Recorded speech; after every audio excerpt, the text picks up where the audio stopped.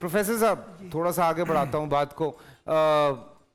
हमारे यहाँ ना वो जैसे अभी डॉक्टर साहब बात कर रहे थे जी कि ना बड़ी सफोकेशन कर दी जाती है कुछ चीज़ों में ना बड़ा सख्त माहौल बड़ा सख्त हो जाता है कि नहीं अब्बू बड़े इस्लामी हैं तो घर का माहौल बड़ा सख्त रखा हुआ उन्होंने। हालांकि हम जब पढ़ने पे जाते हैं तो चीज़ें बिल्कुल ही मतलब ठीक है, एक सर्टन अपना क्या कहते हैं दायरा है, उस दायरे को क्रॉस करने की बात नहीं कर रहा मैं, लेकिन घर में तो एक ये भी बात सुनने में हमारे आई कि जी ईद की नमाज जो है जो लोग मस्जिद में पढ़ते हैं उनको नहीं पढ़नी चाहिए, उनको तो ईदगाह में जाना चाहिए। तो उस पर भी बड़ी सख्ती आती है कि भाई ये मस्जिद में क्यों पढ़ रहे हैं, इनको तो ईदगाह जाना चाहिए, खामखा मस्जिदों में पढ़ रहे हैं नमाजें। तो इस पर भी मैं चाह रहा हूँ कि थोड़ी सी बात हो जानी चाहिए। मैं इसमें अफजल यही है कि ईदगाह जो है खुले मैदान में पड़ी जाए। इनको माइक दे दें, माइक दे। सुन्नत यही है कि आपका माइक सही हो गया, ईदगाह जो ठीक है है हज़रत, ठीक है, ईद जो है खुले मैदान में पड़ी जाए, ठीक है, क्योंकि रसूल अकरम सल्लल्लाहु अलैहि वसल्लम ईद हमेशा खुले मैदान में पड़ी है, इजहार शौकत इस्लाम। ठीक है। तो अगर किसी वजह से कोई मस्जिद में पढ़ता है जगह की तंगी की वजह से, ये अलग बात है। अफजल यही है, तरीका यही है कि ईद हमेशा खुले मैदान में पढ़ी जानी चाहिए, समझे। ये सुन्नत रसूल सल्लल्लाहु अलैहि वसल्लम, क्योंकि नबी किसी मस्जिद नहीं अगर मस्जिद में पढ़े हैं तो पर कोई हर्ज नहीं, नमाज तो हो जाएगी। और वो अगर मस्जिद इतनी जगह नहीं है, मतलब नहीं इतने मैदान नहीं है, तो उसमें कोई हर्ज की बात नहीं, नमाज तो हो जाएगी। उस पर तनकीद नहीं करनी चाहिए कि ये हो गया, ये हो गया, तो ठीक है वो, समझे।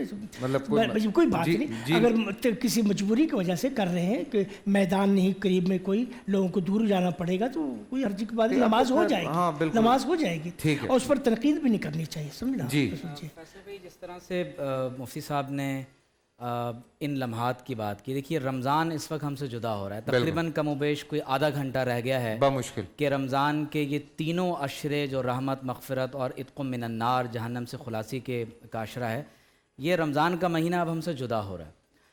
तो और आज की रात जो है वो लैलतुल जायज़ा है, जिसे इनाम की रात कहा गया। और हदीस शरीफ में आता है कि जब ये लम्हात शुरू होते हैं तो परवरदिगार आलम ख़ास तौर पर अपने मलाइका से फरमाता है कि ए मेरे फ़रिश्तों, वो मज़दूर जो पूरे महीने मज़दूरी करता है तो बिल आखिर उसे उजरत मिलती है। तो अल्लाह तबारक व ताला आज की शब तमाम अहले ईमान की मग़फ़िरत का ऐलान फरमा देता है। बेशक एक और हदीस में यह है कि आप सल्लल्लाहु अलैहि वसल्लम ने फरमाया कि जो शख्स ईदैन यानी ईद उल फ़ितर और ईद उल अज़हा की रातों को ज़िंदा करेगा। अब रात को ज़िंदा करने का मतलब है जाग कर रात गुजारना। किस अमल में? अल्लाह ताला की इबादत में, ज़िक्र फ़िक्र और इस्तिग़फ़ार में, और अल्लाह तबारक व ताला से दुआ करते हुए। तो फरमाया जो शख्स ईद उल फ़ितर की रात को इबादत के साथ ज़िंदा करेगा, जिस रोज़ लोगों के दिल मर जाएंगे, अल्लाह तबारक व ताला इसे दिल की ज़िंदगी अता फ़रमाएगा। और जब ईद का दिन आता है तो हदीस में ये बात वाज़ेह तौर पर ज़िक्र है कि अल्लाह तबारक व ताला के फ़रिश्ते अल्लाह ताला की मग़फ़िरत का परवाना लेकर अपने हाथों में मुख्तलिफ़ रस्तों के दरवाज़ों पर खड़े हो जाते हैं और ऐलान कर रहे होते हैं कि अल्लाह ने तुम्हें हुक्म दिया, तुमने नमाज को अदा किया, अल्लाह ने हुक्म दिया, तुमने रोज़ों को रखा, अल्लाह ने हुक्म दिया, तुमने कुरान की तिलावत की। वो इस तरह से ऐलान करते रहते हैं और कहते हैं कि जब तुम ईद की नमाज से वापस हो रहे हो तो इस हाल में अपने घरों की तरफ लौट जाओ कि अल्लाह ताला ने तुम्हारे तमाम गुनाहों को मुआफ़ फरमा दिया।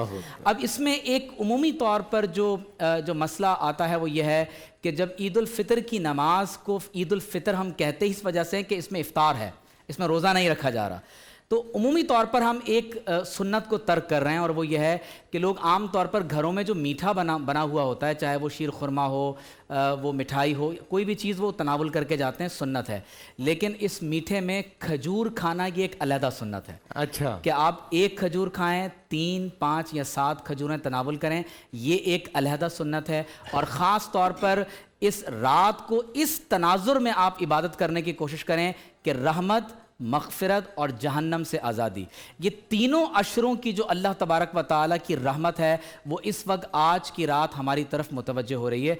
और एक बात फैसल भाई मैं यहाँ और कहना ज़रूरी समझता हूँ कि पूरे रमज़ान मुबारक का पैगाम ख़ास तौर पर यह है कि इस मर्तबा हम एक स्पिरिचुअल इनर रेवोल्यूशन अपने अंदर बर्पा करें। रमज़ान स्पिरिचुअल रीआर्मामेंट का महीना है। हमने इस पूरे महीने 12 से 13 घंटे जो अल्लाह की रज़ा के लिए उसकी हलाल की हुई चीज़ों को छोड़ दिया, پانی ہے، کھانا ہے، حلال کی ہوئی چیزیں چھوڑ دیں تو بقیہ 11 مہینوں میں اللہ تبارک و تعالیٰ کی حرام کی ہوئی چیزوں کو چھوڑیں، اور اس مرتبہ یہ عہد کریں کہ اللہ کی کتاب جس کی نہ ہم تلاوت کرتے ہیں، نہ قراءت کرتے ہیں، نہ اس میں غور و فکر اور تدبر کرتے ہیں، اس مرتبہ ہم یہ تہیہ کر لیں کہ اپنی زندگی کے کچھ ماہ و سال ہم ضرور بضرور قرآن مجید کی تفہیم کو دیں گے، اور انشاءاللہ جب ہم قرآن کے ساتھ اعتکاف کریں گے، قرآن کے ساتھ کشکول لے کر بیٹھیں گے، تو اللہ تعالی ہماری زندگی میں ایک تبدیلی پیدا کرے. آمین ثم آمین.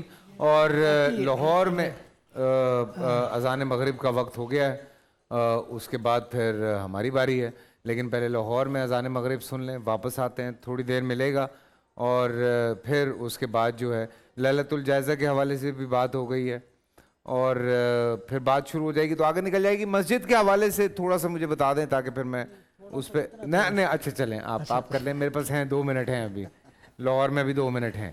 جی پھر میں بعد میں نہیں اب کر لیں نا بات، ہم پھر واپس آ کے کنٹینیو کر لیں گے.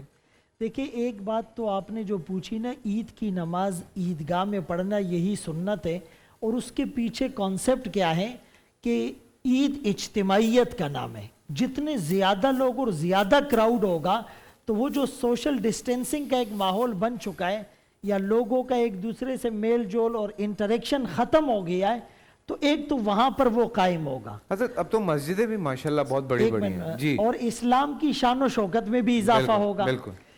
اچھا پھر بالفرض آج کل چونکہ ہر جگہ یہ ماحول ہمیں میسر نہیں، تو پھر اس کے بعد جتنی بڑی مسجد ہو، گریجولی ایک ترتیب ہے، جتنی بڑی جامع مسجد ہو اس میں عیدگاہ پڑے تو وہ زیادہ بہتر ہے. اچھا پھر بالفرض محلے کی جامع مسجد میں بھی ہو سکتا ہے، کوئی قباحت نہیں ہے، لیکن ہم بعض اوقات اپنی سہولیات اور آسانی کے لیے، جس کی طرف ڈاکٹر صاحب نے اشارہ کیا کہ جی وہاں جائیں گے تو ٹائم لگے گا، اور میرے پاس تو ٹائم ہے نہیں، میں تو اوور برڈن آدمی ہوں، میرے پاس تو جو ہے نا وہ ایک منٹ قیمتی ہے، تو ان چیزوں کی وجہ سے یہ گیپ، کمیونیکیشن گیپ بڑھتا ہے. اسی لیے زیادہ ترجیح اس کو دی جائے، ورنہ جامع مسجد میں جہاں جمعہ ہوتا ہے وہاں پر عید کی نماز ادا ہو سکتی ہے.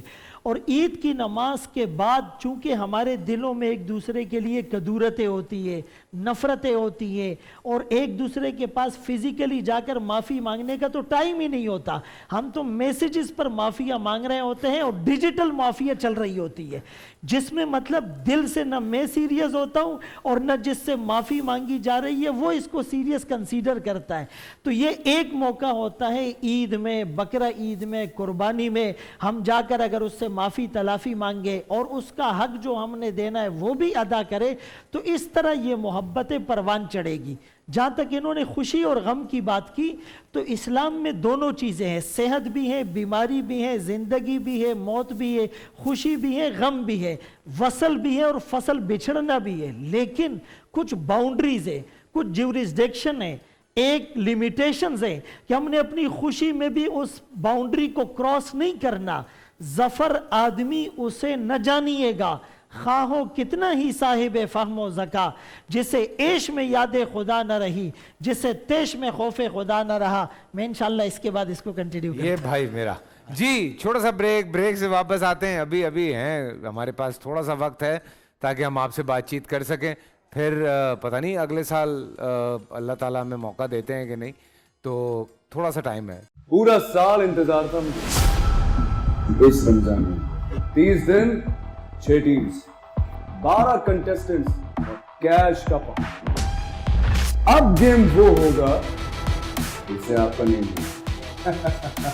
جس میں جو کرنا تھا کر لیا. لاکھوں عوام کو دینے کا ذمہ ہم نے حصہ. شور گونجے گا ہر گلی نکڑ اور دکان. رمضان لیگ بنے گی آپ کی پہچان. نعرہ لگے گا تو پارا چڑھے گا. گیم شو ایسے چلے گا. رمضان لیگ روزانہ شام 7 بجے صرف بول انٹرٹینمنٹ پر. بول انٹرٹینمنٹ کے شوز دیکھنے کے لیے ہمارے چینل کو سبسکرائب کریں اور بیل آئیکن پر کلک کرنا نہ بھولیں.